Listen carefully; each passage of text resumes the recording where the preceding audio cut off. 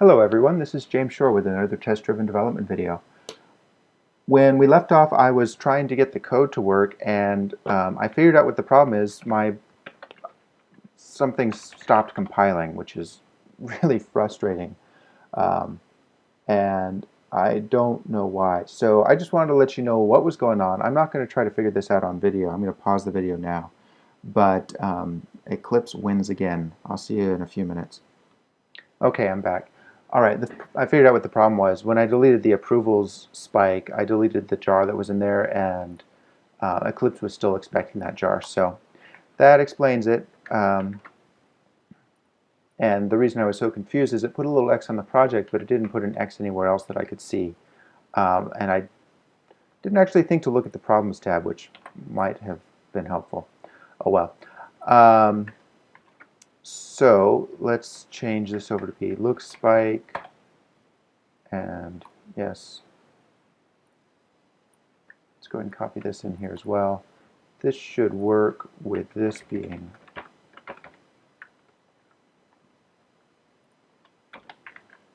look test dot look spike.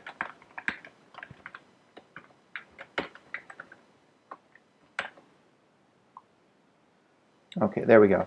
So we've gotten this up and running. Now what I want to do is somehow, and I really don't know how, test that the table is created properly. And like I said, I really don't know how to do that, but that's what we're going to try to do.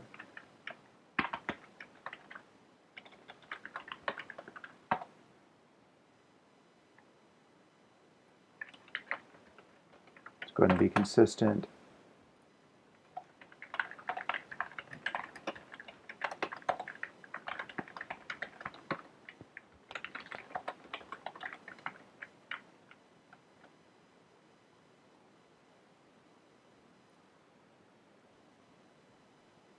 Okay, so our tests are working.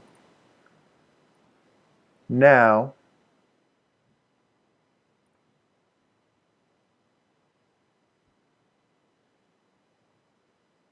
what next?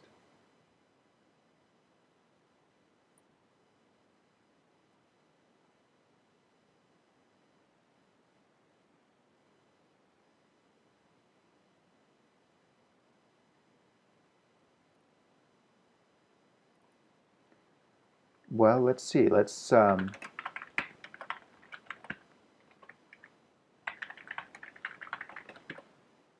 we do that?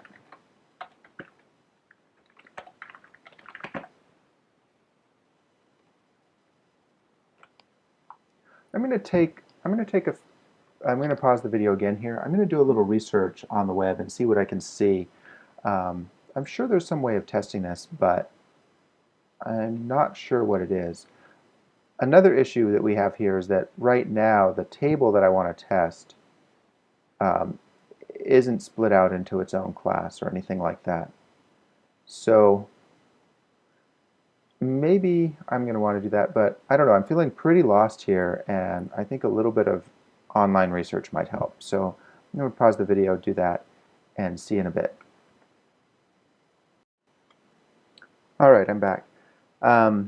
Well, I got to say, my initial research is not looking positive. Swing is not very frequently used these days because everybody's going to the web.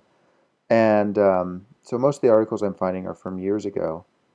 There are a couple of tools I found. One is Abbott and the other is JBehave that look like they might have promise. But I got to be honest, right now I'm not feeling excited about this at all. But I'm gonna keep playing with it, see what I can see. One thing I did notice in the little bit of research I did was that that you have to set these components to be visible in order for it to work. And that matches what I recall of trying to do something like this way in the past, long time ago. That if you don't set it to visible, then it doesn't finish doing some of its initialization. And so your test won't work. Let's try that.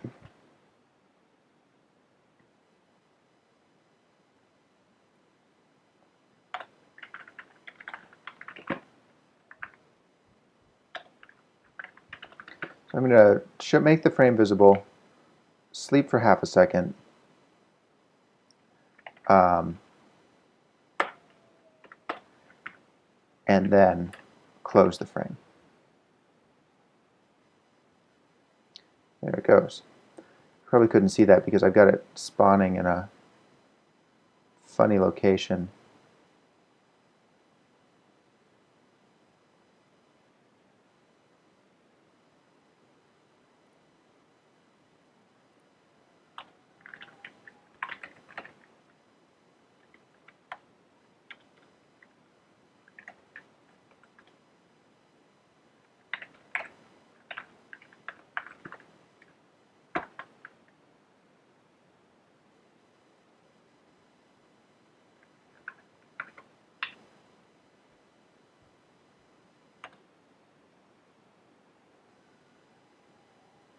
There we go. All right, so now at least it will show up over the inside the video window. All right, next. Well, now that we've got it showing up, let's do something with it.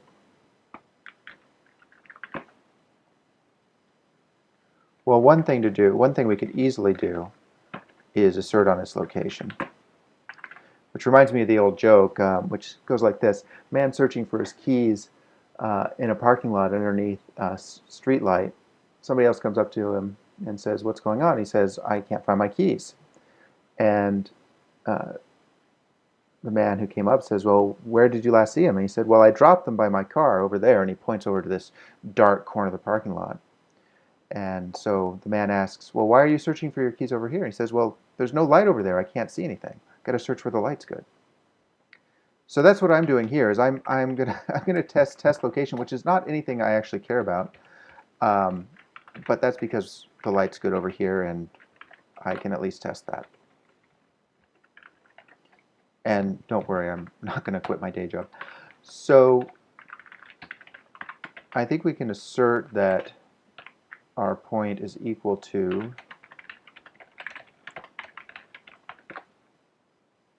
300, 200. Run that test. It should pass. Right. So I've successfully asserted that the frame is where I put it.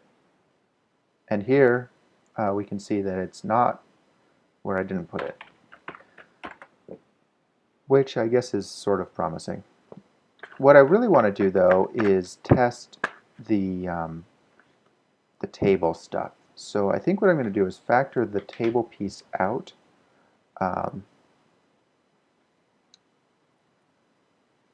Into its own class and see if I can find a way to test it. One way of doing tests on UI, long time ago, I wrote a framework called in-unit ASP, which is a way of testing the look and feel of ASP.NET applications.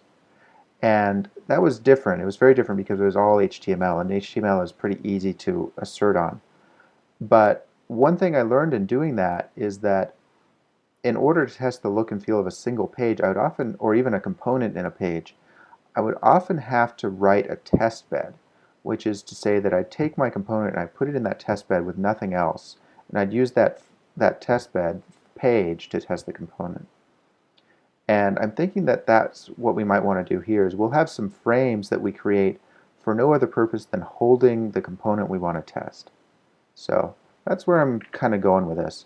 You'll notice that one thing I'm not doing is I'm not trying to create an acceptance test. A lot of the UI test-driven development swing stuff I saw online talked about doing acceptance testing, which is running your real application and clicking the buttons and so forth.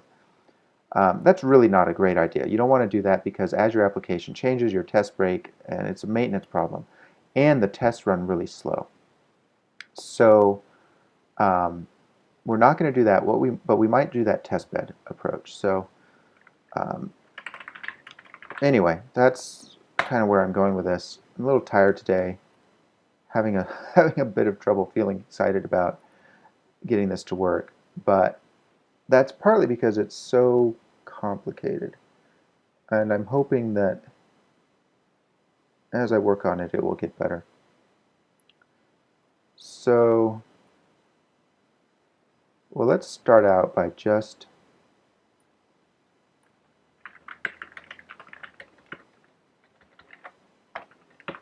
trying to factor out the table code, the code to do those custom color stripes that you see here.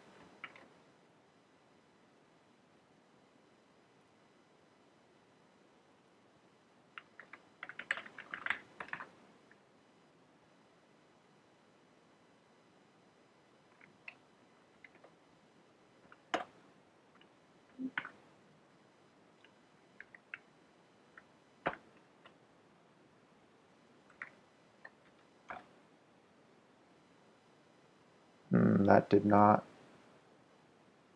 work at all. Interesting.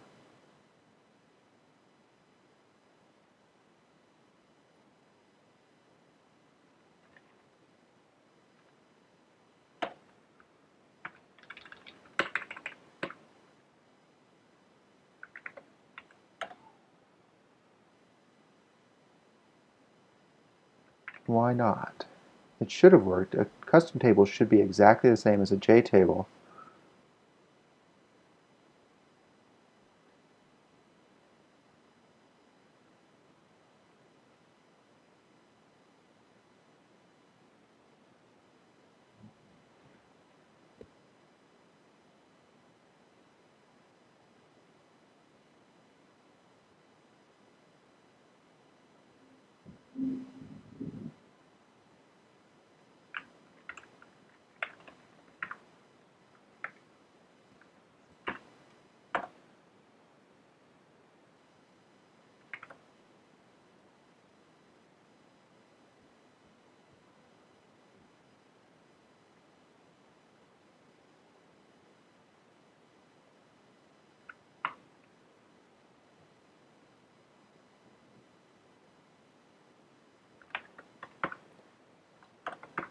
What that code was doing was creating an anonymous subclass, which is essentially the same as what I'm trying to do here with custom table.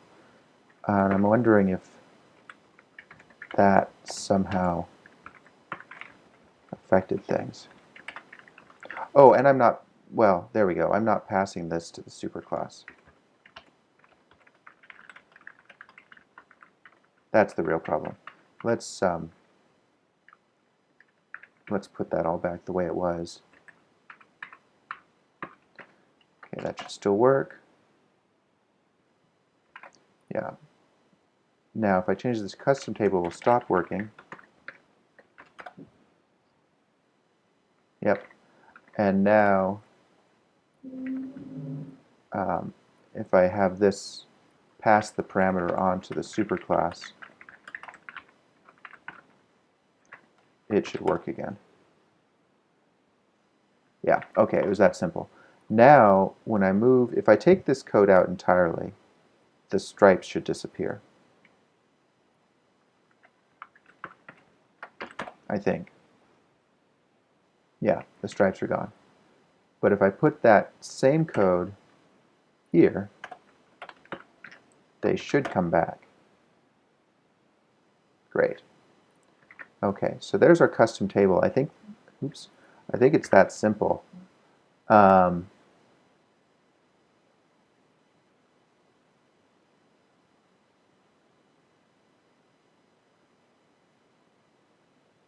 Yeah, the rest of this I can not worry about. It's not relevant for the purposes of this particular spike. Let's call that, rather than custom table, let's call it striped row table. Nah, custom table's better. But apparently I can't undo. Oh, Eclipse is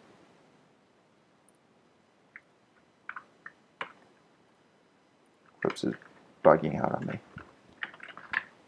All right, well, I'm out of time anyway. Thanks for watching, everybody. I'll talk to you next time. Bye.